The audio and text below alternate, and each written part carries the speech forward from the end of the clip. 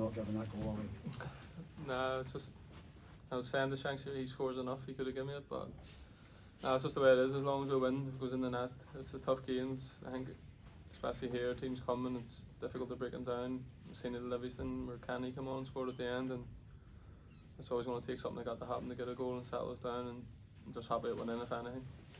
Were you panicking when Shankland's reaction there? He thought he was offside or something, didn't he, at that time? Were you thinking the worst as well at that point? Nah, I knew it hit him. I was just running away celebrating, like trying to do the Alan Shearer and see if I can get the goal myself. But nah, as I said, nah, I knew right away that it hit him. But yeah, but if that hits the defender, they're not going to give that as an own goal, are they? It's going to be your goal. I know, but it doesn't matter. That's not the way football works. But as I said, I'm just happy we got a goal as a team and we won the game. And I was sort of thinking it could have been offside, but because with them ones, usually when you're running in, you sort of run to try and meet the ball behind the defensive line, and because I shot, he might have been offside, but thankfully he wasn't.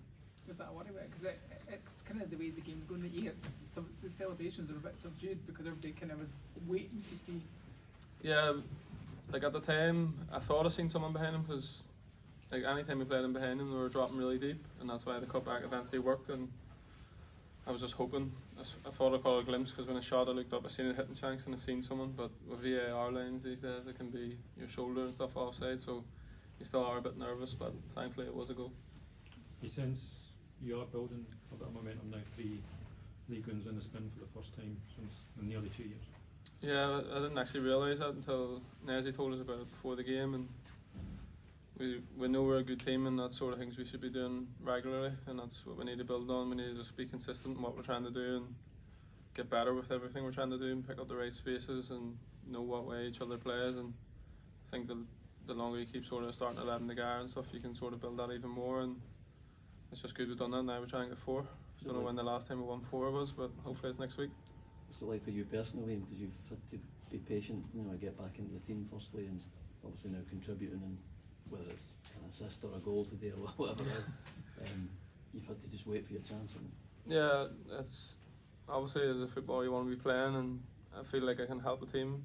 It doesn't matter if it's goals or helping us play from the back or showing for the ball or whatever. I'll do anything to help the team, and it's just good to be in a part of it and see that it's paying off when we're winning games, and hopefully it continues. You talk about being patient, but when the crowds are getting a wee bit anxious that they were at the second half there, is that hard, and is it something that you just have to learn to adapt to if that's how teams are going to come and play? Yeah, that's what happens when you play for a big club. You go and like fans want to see goals every time you go forward, but football doesn't work like that.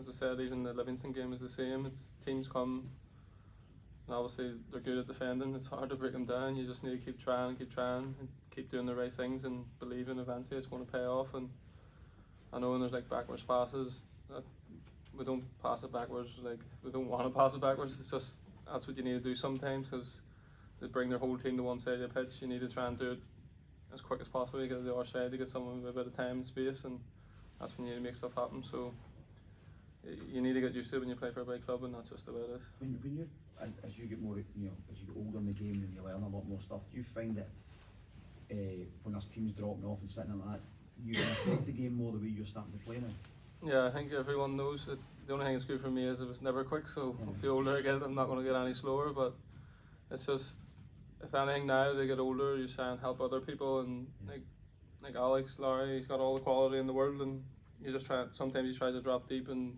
play one pass that's going to take out the whole team, and he's just trying to help Emmons. Is like, if I drop into one space, he's taking the defender out, and that pass will come in, and it does suit me because like my awareness is probably like my strongest thing, and that's the things I like to do. I like to help people under pressure get out of it and help the team, and sort of if you build that relationship up, you create space for each other, and it has a pass, gives you a pass when you eventually get the ball.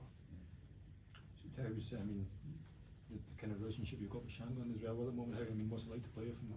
Well, I missed it for a year. I've been watching him scoring goals, so I couldn't wait to get back. And yeah, he surprised me, like all of us, probably more than anyone, that how good he is with the ball at his feet as well. Like you just see him scoring goals all the time, and you think that's the only thing he can do. But like if he drops in, I'll go higher, and we're sort of fine tuning that now, and it's sort of getting better and better as the weeks go on, and hopefully it keeps continuing, because it'll be good for us. Is that a big thing between yourself, Lauren, and Alex Lowry, that the fact that all of you want to come to the ball, and just finding that balance of having someone running behind so you can play that pass. Yeah, I think sort of at the start of the season it was like we were keeping the ball and it was looking alright, but you were never really threatening any teams. And we've sort of the last few weeks, people need to run. You can't play football without running behind teams, or there is going to be no space. Like as today, St Johnstone actually kept quite a high line, and we were making runs. I think especially the first 15 minutes, I thought we were really good. We were making a lot of runs. We just didn't get the goal, and when you make runs, it makes the line drop, and that's what we all want. Eventually, you're going to get that space, and it's whether you can take advantage of it or not. Right. Okay.